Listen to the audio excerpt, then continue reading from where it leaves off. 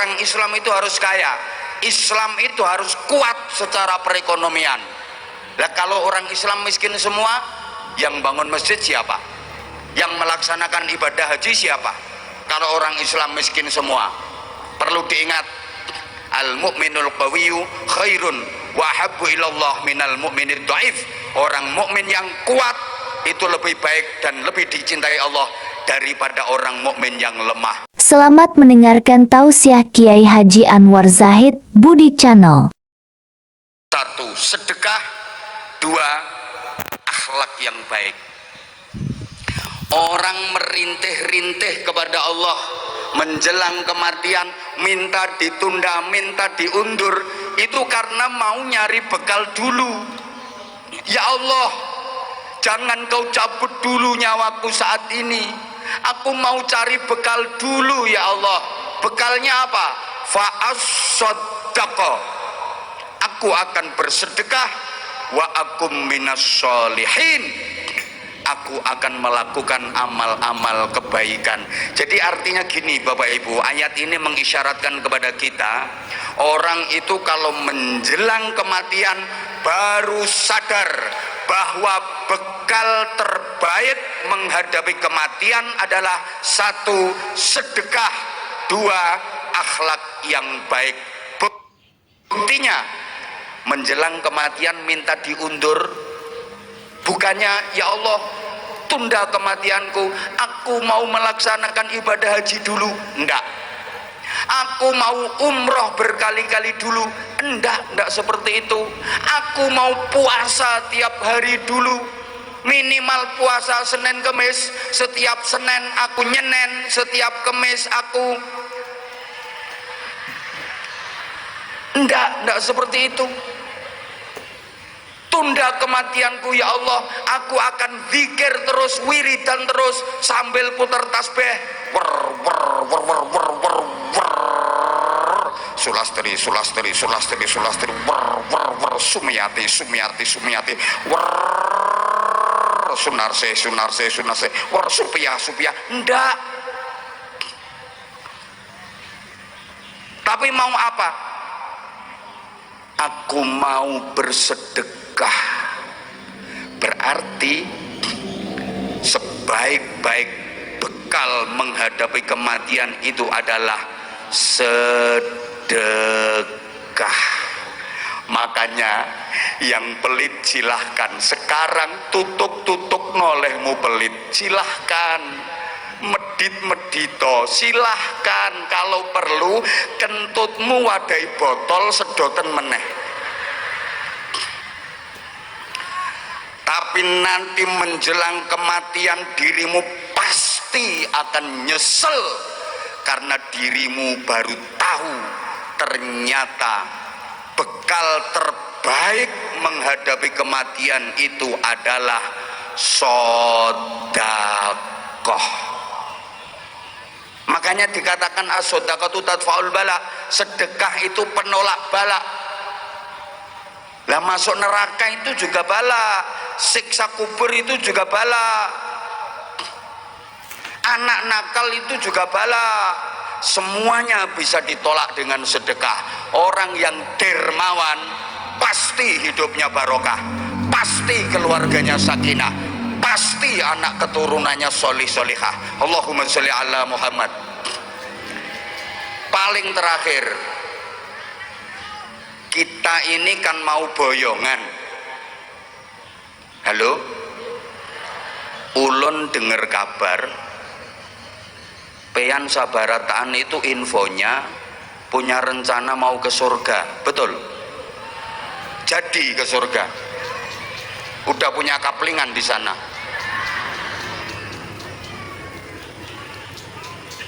Udah punya kaplingan belum? Kita ini mau pindahan, kita ini mau boyongan ke surga. Apa yang harus dilakukan pertama? Harus punya tempat. Gimana caranya? Ibarat Pean dari Kalimantan mau boyongan ke Jawa, di sana harus punya tempat.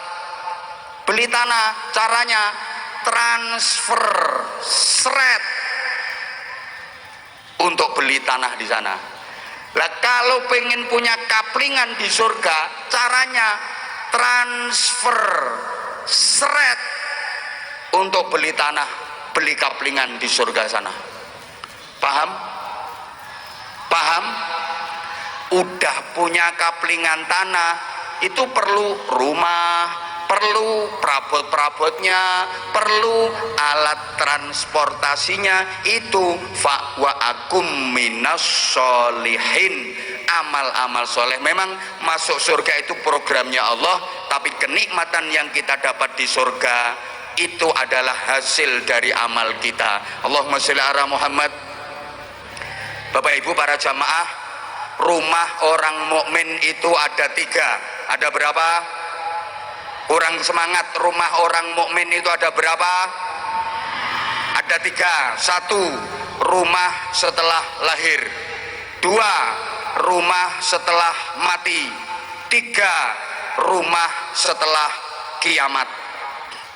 Perlu diketahui, untuk rumah setelah mati, pian sabarataan tenang, kada usah bingung, kada usah susah, udah dipikirkan banyak orang. Rumah setelah mati, Bapak Ibu ndak usah bingung, ndak usah sedih, gampang, udah dipikir masyarakat, dan ukurannya nggak gede kok, cuma 1 kali 2 meter, tahan gempa, anti petir.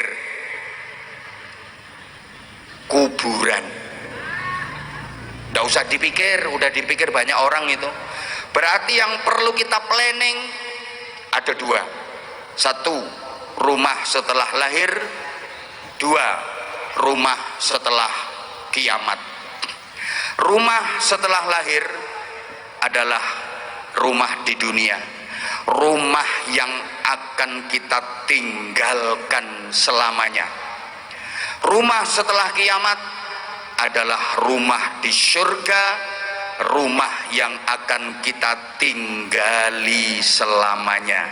Coba sampai detik ini, kira-kira kita itu lebih memprioritaskan rumah yang akan kita tinggali selamanya atau rumah yang akan kita tinggalkan selamanya? Astagfirullahaladzim, jamaah ini cantik-cantik kok agak on ya. Masa ditanya kayak gini nggak jawab? Sampean ini selama ini yang dipikirkan, yang direncanakan, yang pengen diperbaiki, rumah yang akan ditinggali selamanya atau rumah yang akan ditinggalkan selamanya? Rumah surga apa rumah dunia? Jawabannya yang benar ya dua-duanya, ya rumah dunia ya rumah surga. Tapi perlu diingat, rumah dunia sebagus apapun, seindah apapun, semewah apapun, itu pasti akan kita tinggalkan selama-lamanya. Kalau udah ditinggalkan, nggak ada guna, nggak ada manfaat, nggak ada yang dibawa serta. Jendela 1 aja nggak dibawa kok, betul? Tahu kalau model batu licin sini ada ibu-ibu yang mau meninggal pesen ke anaknya, nak, ibu tuh nggak bisa minum kalau nggak air dingin ya, nanti kalau ibu mati kulkasnya diikutkan ya nak, gitu. Rumah dunia itu rumah yang pasti akan kita tinggalkan selamanya. Maaf, rumah dunia ini sifatnya hanya rumah dinas, boleh ditempati selama masih menjabat. Begitu jabatan purna, rumah dinas harus ditinggalkan tanpa toleransi. Kasih contoh, Pak Amran, stop biar meneng. Beliau punya rumah dinas di kementerian. Rumah dinas beliau boleh ditempati selama Pak Amran masih menjabat sebagai menteri. Begitu jabatan purna, begitu jabatan selesai, rumah dinas harus dikosongkan hari itu juga tanpa toleransi. Demikian pula rumahmu di dunia ini adalah rumah dinas. Boleh kau tempati selama engkau masih punya jabatan sebagai khalifah fil ardi, artinya masih hidup. Begitu jabatanmu purna, pensiun, inna lillahi wa inna ilaihi rajiun, rumah dinas harus kau tinggalkan. Saat itu juga, kecuali kalau matimu malam hari, boleh nginep, tapi yang nggak lama-lama, cukup semalam. Besok langsung diterbangkan dengan pesawat tercanggih di dunia, satu-satunya penerbangan yang tepat waktu, nggak pernah delay, nggak ada penundaan, nggak pernah kena razia, namanya Keranda Airlines. Itu lebih canggih dari pesawat jet pribadinya Haji Isam. Namanya apa? Keranda Airlines. Dibawa ke rumah singgah sementara yang ukurannya 1 kali 2 meter, tahan gempa, anti petir. Makanya maaf, boleh kau banggakan rumahmu yang indah itu, tapi sadari bahwa rumah tinggalmu terakhir kali di dunia ini beralamatkan di perum kuburan.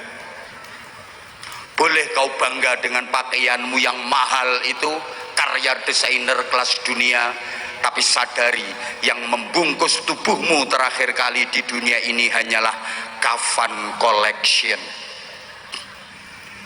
Boleh kau bangga dengan kendaraan mewahmu, tapi sadari kendaraan terakhir yang kau naiki di dunia ini adalah Keranda Airlines.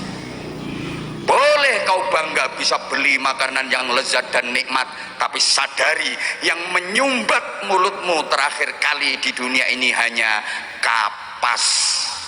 Apakah di sini ada mayit dijejeli onde-onde?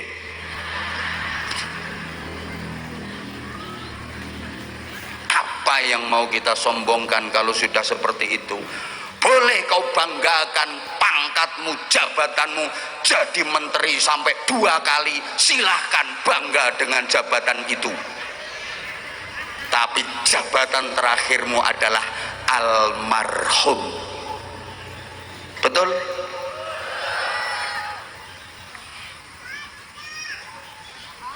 Ya wes.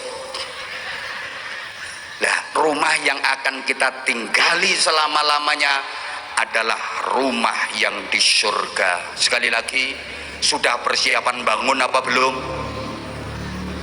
Bapak kalau lagi sholat Jumatan itu ada kotak amal keliling itu Pak, itu untuk persiapan membangun rumah yang di surga. Bapak biasanya masukin duit ke kotak mboten? Berapa? 2.000 untuk bangun rumah. Kalau 2.000 dapat paku 1 nggo nyublesi bokongmu itu. Inilah gilanya kita. Maaf, rumah yang akan kita tinggalkan selama-lamanya biayanya ratusan juta bahkan miliaran, sedangkan rumah yang akan kita tinggali selama-lamanya tidak dipikirkan. Coba, tidak imbang kita itu.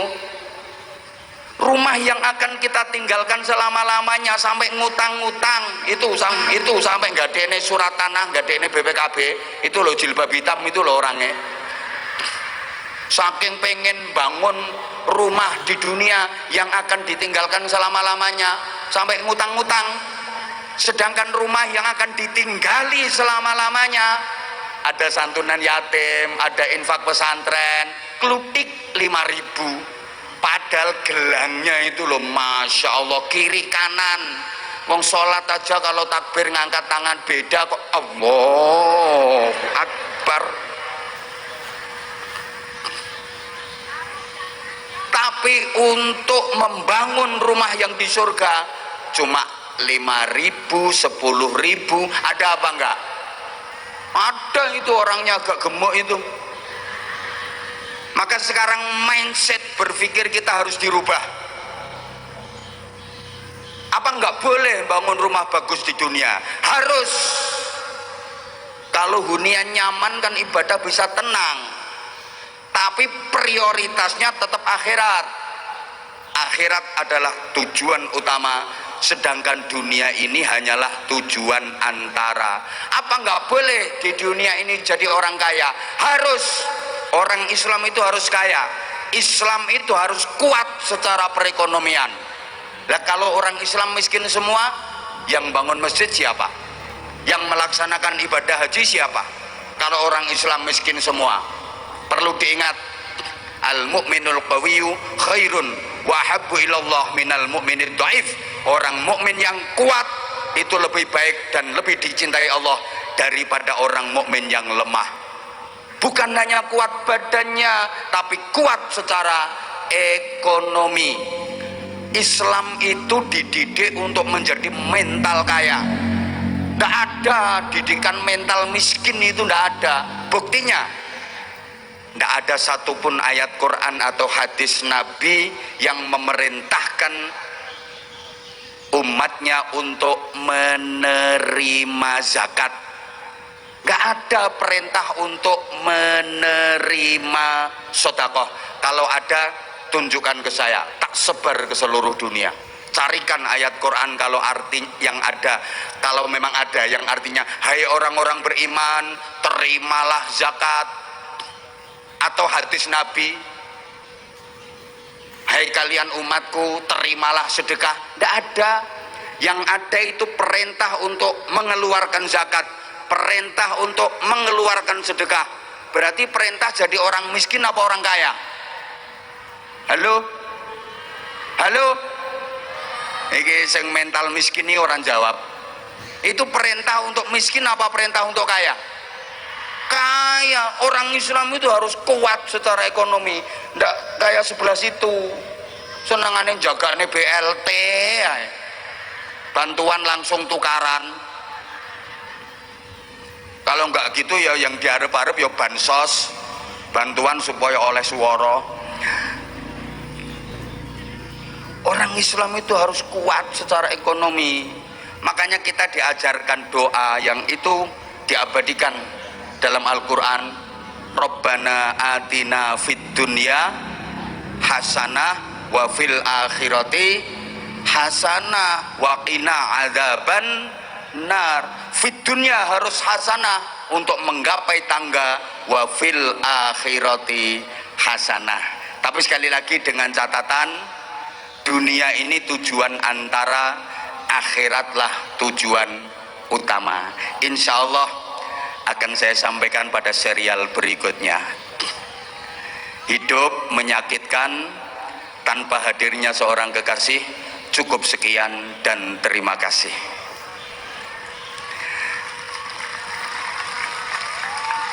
Tanpa kekasih hidup terasa hampa.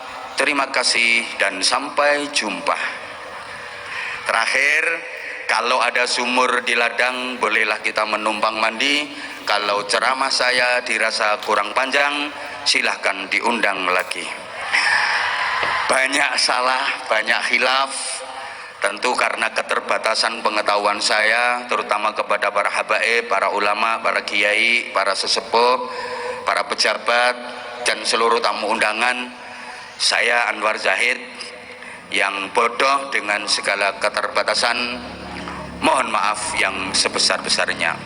Subhanakallahumma bihamdik, asyhadu an la ilaha illa anta, astaghfiruka wa atubu ilaik. Wa wafaqana Allah wa iyyakum lima yuhibbu wa yardah. Wassalamualaikum warahmatullahi wabarakatuh. Waalaikumsalam warahmatullahi